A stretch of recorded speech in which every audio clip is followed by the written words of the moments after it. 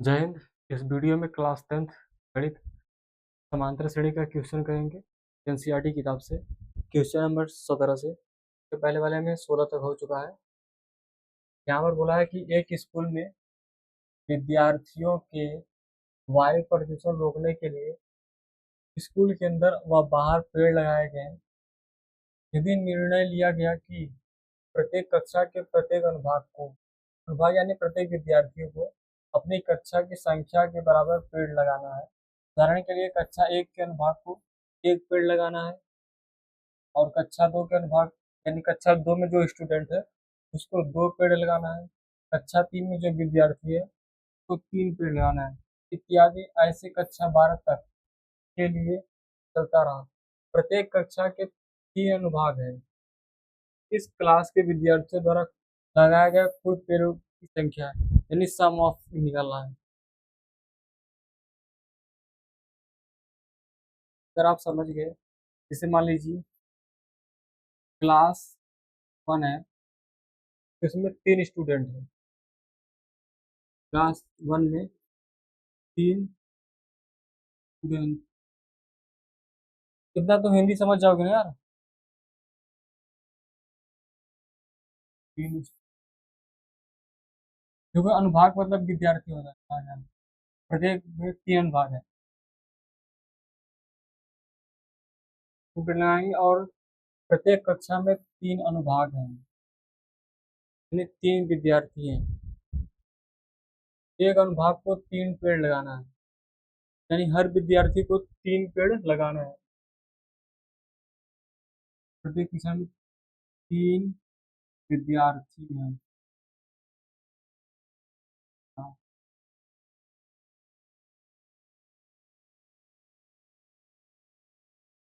Class 2 में कितने विद्यार्थी हैं?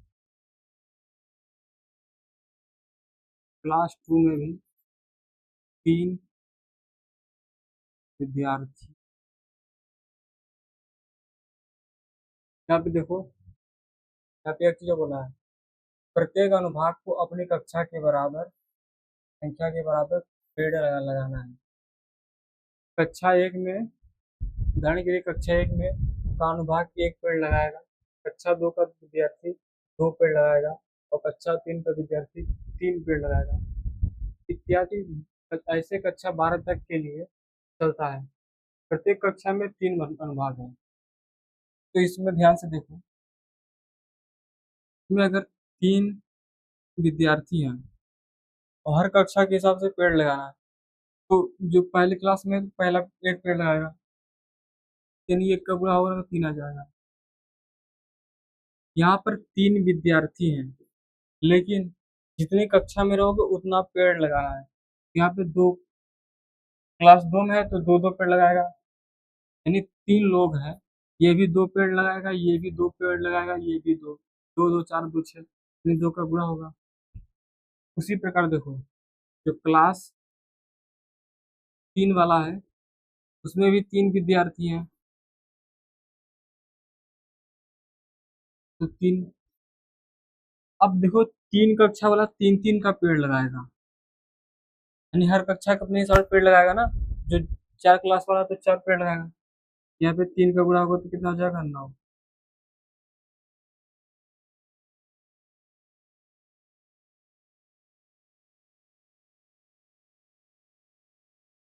जो क्लास 4 का है उसमें भी 3 विद्यार्थी हैं, तो 3 गुणे, लेकिन क्लास 4 में तो 4 पेड़ लगाना पड़ेगा, इसलिए इसमें 4 का गुणा होगा तो कितना हो जाएगा? 3 चौके 12। उसी प्रकार ऐसे क्लास जो 12 का है, कक्षा 12 का है, उसमें भी 3 विद्यार्थी हैं। तो देखो, प्रत्येक कक्षा के लिए 3 विद्यार्थी, अनुभाग वाले विद्यार्थी हैं, 3 विद्यार्थी हैं, तो 3 गुणे, लेकिन 12 में, क्लास 12 में तो 12 का गुणा करना पड़ेगा। 12 3 36, बस। ए का मान कितना है? ए का मान है 3। डी का मान कैसे निकलेगा? इसमें से ये घटा दो, T2 माइनस T1। T2 कितना है? 6, T1 कितना है? 3 कितना बचेगा? 3 बचेगा। एन एन का मान कितना है? 12। देखो 1 2 3 4 ऐसे करते जाओ क्लास 12 तक 12 है। एल यानी लास्ट टर्म में कितना है? पढ़ते हैं 36। तो सम ऑफ 12 टर्म का फार्मूला क्या होगा? सूत्र लिख देता हूँ नहीं तो कंफ्यूज हो जाऊंगा। छोटका वाला लिख रहा हूँ। सम ऑफ एन टर्म का क्या होता है? n/2 a plus L. Sum of 12 term 12/2। पहला पद 3 है, लास्ट टर्म 36 है। तो 2 से कटाएंगे कितनी बार में जाएगा? 6 बार में। 6 और ये 36 3 39 से गुणा कर दो। 9 6 54 के 4 हासिल है 5 56 छः 4 4 7 18 18 5 23 आ गया। ये पूछा था इसमें, कोई परेशानी नहीं होनी चाहिए। तो क्या बोला है?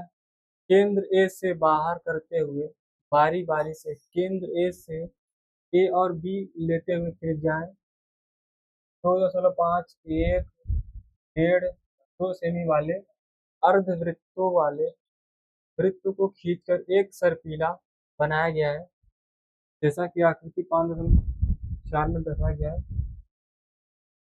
13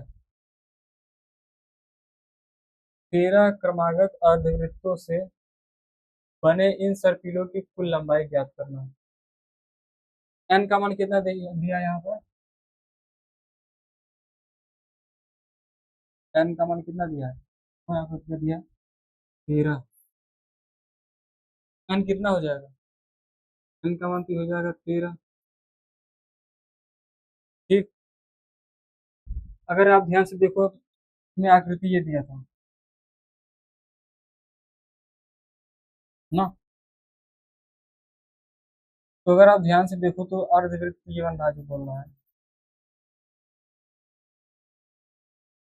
ठीक।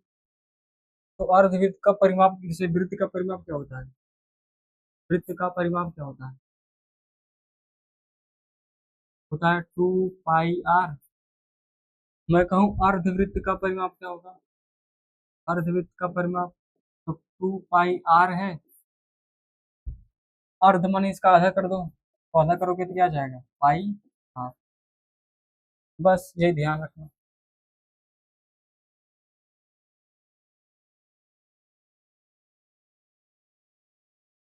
ये क्या बोला है? पहला जो ए है, ए के लिए ए के लिए परिमाप, ए का परिमाप क्या होगा? यहाँ पर जब वृत्त होता तो 2 पाई आर, अर्धवृत्त है तो आधा करोगे तो ये आधा आधा आधा खत्म, क्या बचेगा? Pi r. ये बचेगा ना पाई आर।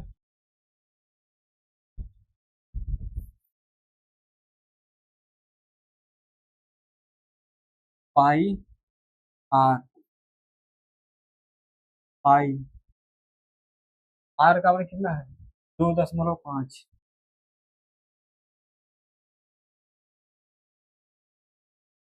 क्लियर? अब इसी प्रकार निकालते जाओ।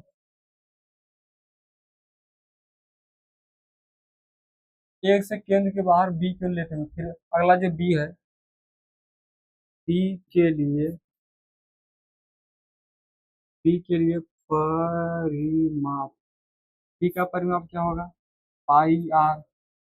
पाई आर का मान अगले के लिए आर कितना होगा? 1.0 यानी एक ही होगा ना, इसमें जब गुणा करोगे तो क्या हो जाएगा? पाई। ऐसे करते करते ये 13 वृत्त बना है।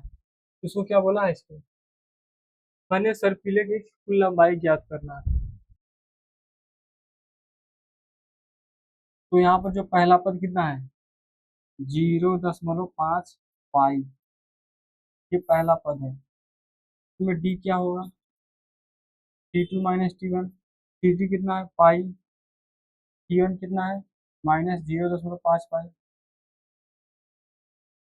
ये देखो ये एक है कि नहीं, एक पाई है ना, तो एक में से 0.5 जाएगा तो कितना बचेगा, 0.5 ही बचेगा। अरे भैया 1 रुपया है, 98 चला गया तो कितना बचेगा, एक।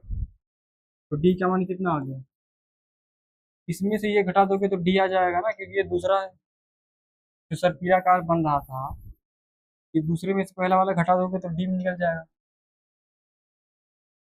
अब ये डी आ गया,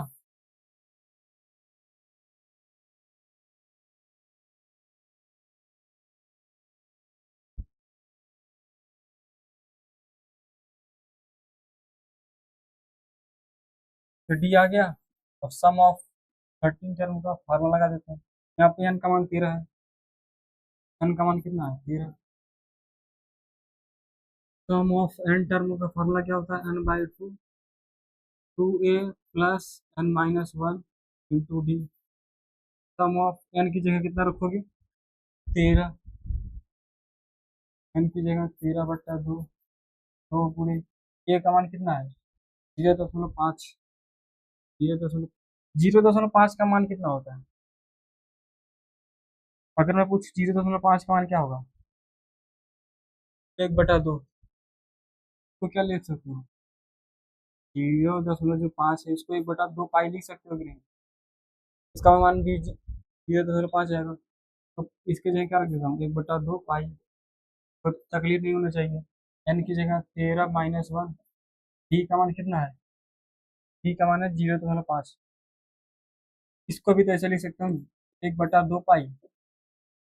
अरे भैया 0.5 कहो या 1/2 कहो, यहाँ पर डी का मान कितना लिख देता हूँ 1/2 पाई,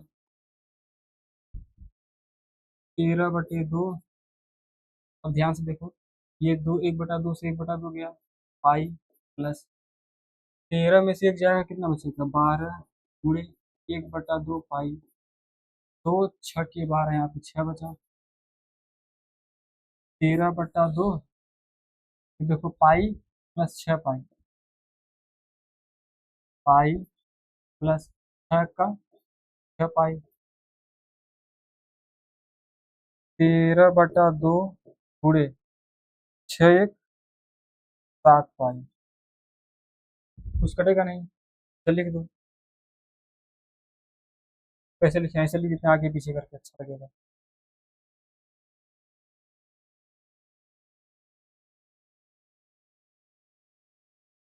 तो पहले लिख दो 7 पाई गुणे 13/2, यही उसका उत्तर होगा, हो गया। इसमें बोला है कि 200 लट्ठों को ऐसी ढेरी के रूप में तैयार किया जाता है, तैयार रखा जाता है, सबसे निचले वाली पंक्ति को में 20 लट्ठे, अगली पंक्ति में 19 लट्ठे, फिर अगली पंक्ति में 18 लट्ठे इत्यादि। यदि 200 लट्ठों को कितनी पंक्ति में रखा जाए कि उनके सबसे ऊपरी पंक्ति में कितने लट्ठे होंगे। यहाँ पे क्या पूछा पता है, यहाँ पे क्या पूछा है, पंक्ति। यहाँ पे ध्यान से देखो, कितनी पंक्ति में रखा जाए, यानी यन कमन पूछा है। और एक चीज और पूछा है, सबसे ऊपरी पंक्ति में कितने लट्ठ होंगे। जैसे मान लो यहाँ पे ऐसे लठ रखा है, फिर ऐसे लठ रखा है, फिर ऐसे ऐसे करते करते जो सबसे लास्ट वाला पंक्ति है उसमें कितना पंक्ति रखा जाए, मतलब लठ रखा जाएगा, तो टी एन यानी लास्ट वाला टर्म, वो पूछा है।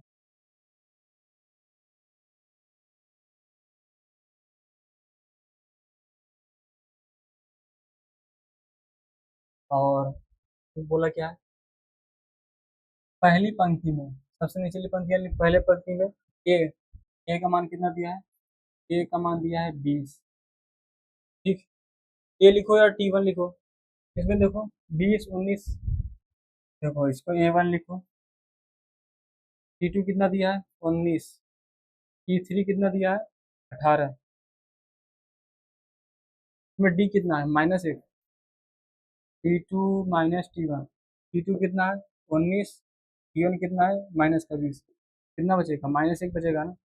वैसे भी आप समझ सकते हैं, यहाँ पे देखो 20 लट था फिर 19 हो गया, यानी -1 हो रहा है।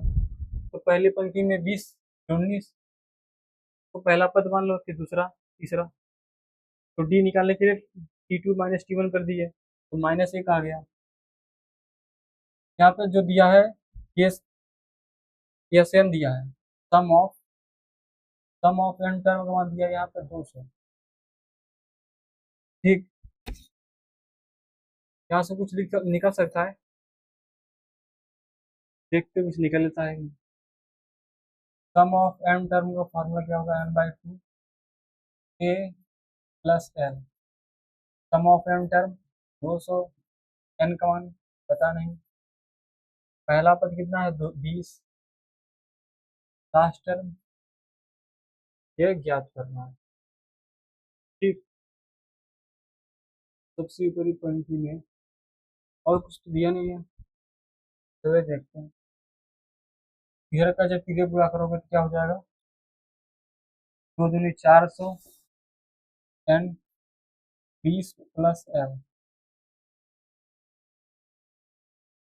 अगर कुछ काम कर सकते हैं यहाँ पे, और 2a n-1 इंटू डी, अगर मैं ये वाला फार्मूला लगाऊं तो कुछ बनेगा, देखते हैं कुछ बनता है कि नहीं। 2a plus n-1 into d, 2 into a का मान कितना है 20 प्लस n-1, बी का मान कितना है -1। हाँ, यहाँ से कुछ बन रहा है।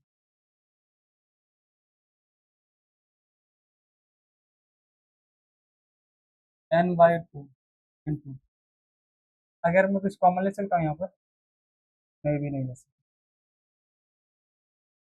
2 गुणे 20 प्लस -1 का अगर इसमें गुणा कर दो तो -n हो जाएगा, फिर जब माइनस से गुणा करोगे तो माइनस माइनस प्लस 1, 200 n का इधर जब गुणा करोगे, फिर जब गुणा करोगे तो 400 इज इक्वल टू n, 20 दूनी 40, 20 दूनी 40 और 1 41 और -n। ठीक है, 400 बराबर n का जब गुणा करोगे तो 41n, 41n minus n square. इसको हल कर लेते हैं। इन सबको मैं अगर इस तरफ लाऊं, इन सबको जो है इस तरफ लाऊंगा, देखो 400 है, इन सबको इधर लाऊंगा तो ये क्या हो जाएगा, -41n plus n square is equal to 0, सिर्फ 0 बचेगा। तब इसको हल कैसे करेंगे, 400 है ना, 400 कम 400, इसको कैसे लिख सकते हैं, 20 गुणे 20, 41 चाहिए ना, 4 गुणे 5, 4 गुणे 5, 4 गुणे 4, 5 × 25, 4×4 = 16, 5×25, 6×5 = 11 का यहाँ 1, 2 1 3 4 हो गया, n square plus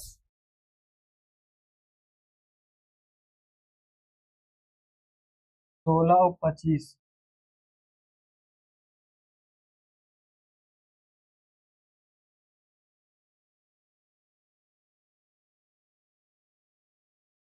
-16n -25n plus 400 बराबर 0।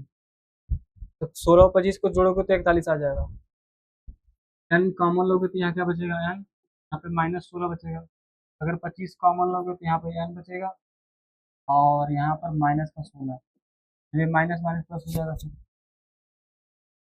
ये और ये, यानी n-16 जब कॉमन लोगे तो यहाँ पर बचेगा n-25 बराबर 0।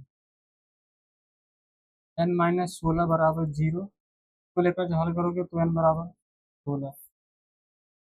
इसको लेकर जब हल करोगे n-25 बराबर 0, n बराबर 25, इनका 2 मान आ गया।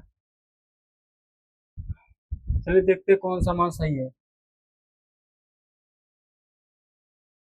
n का मान 25 आया ना, अगर चेक करते हैं अगर सही आएगा तो एक सही होगा, एक गलत होगा। Tn का फार्मूला क्या होगा, ये दिख रहा है, ये वाला लो, ये वाला सही। Tn का फार्मूला क्या होगा, a plus n minus one into D.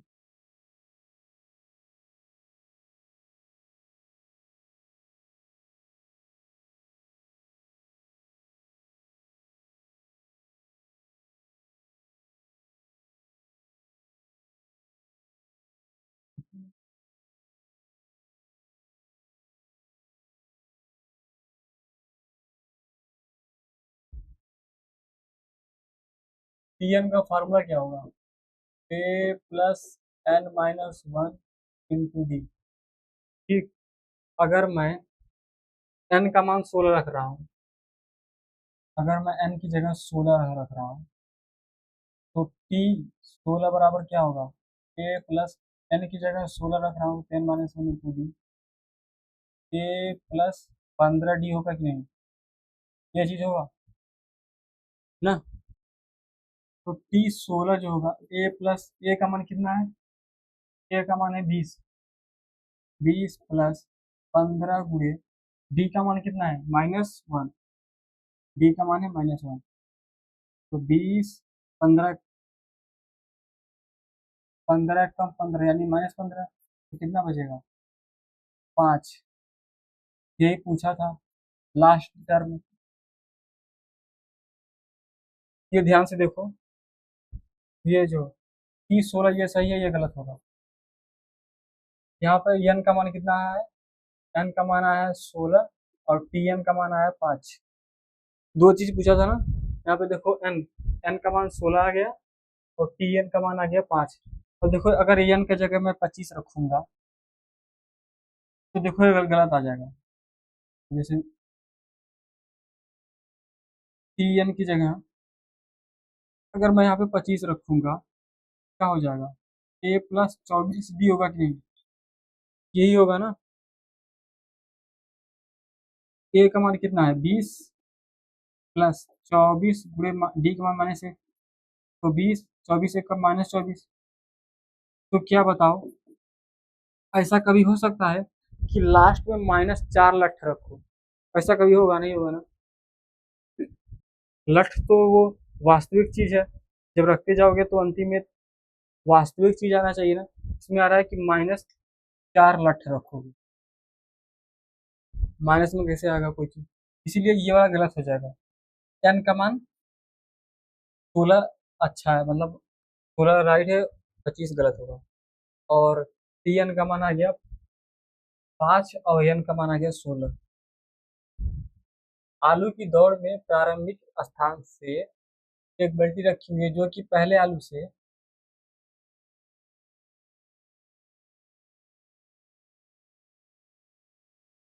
यहाँ पे मान लो कोई बाल्टी रखी है, आलू एक,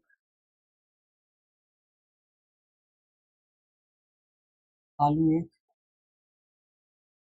आलू की दौड़ में प्रारंभिक स्थान पर एक बाल्टी रखी हुई है जो कि पहली आलू से 5 मीटर की दूरी पर है, यानी इससे और इसके बीच की दूरी 5 मीटर है। अन्य आलुओं के बीच में सीधी रेखा पर 3 मीटर की दूरी है, यहाँ पर 3 मीटर की दूरी पर रखा गया है। ऐसी रेखा पर 10 आलू रखा गया है। प्रारंभिक बाल्टी से चलकर चलना प्रारंभ करती है, पहली आलू को उठाकर उसको बाल्टी में रखने पर वापस आता है, फिर दूसरा आलू उठा के जाती है, फिर वो बाल्टी में ला के वापस रखता है।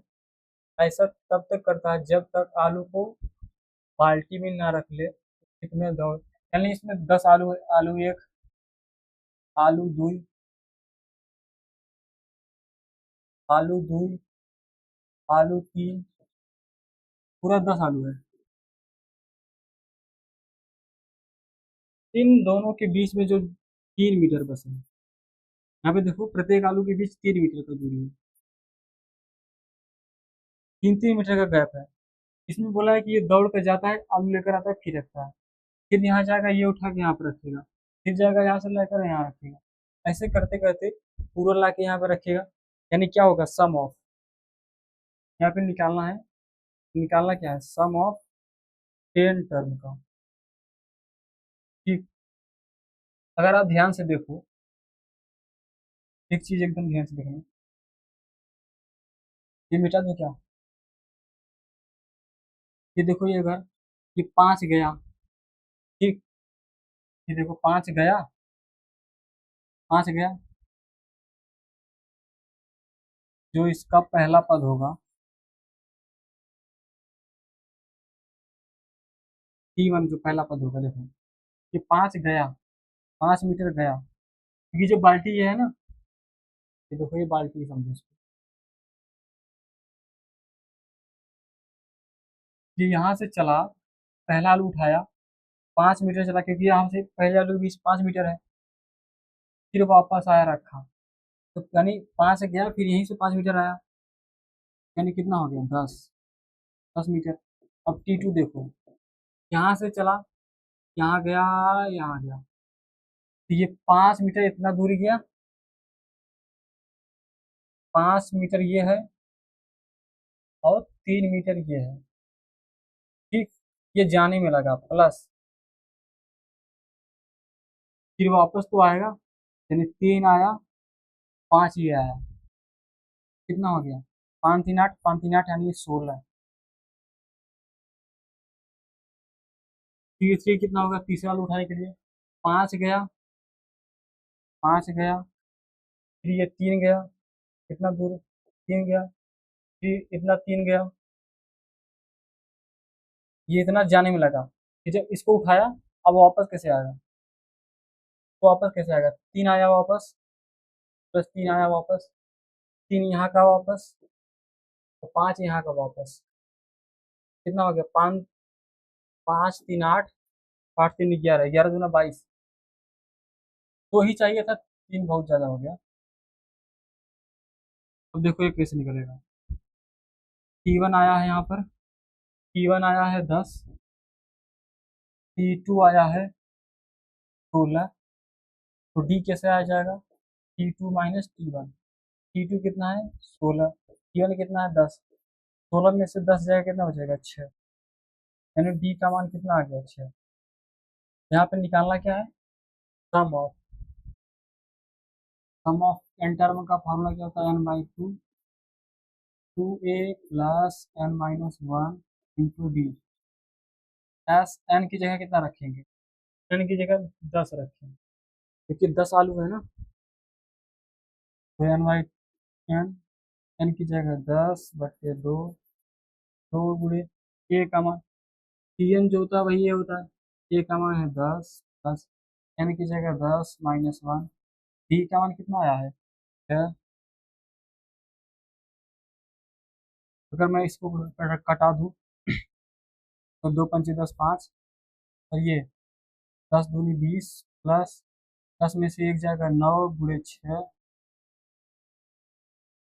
5 20 प्लस 9 6 54,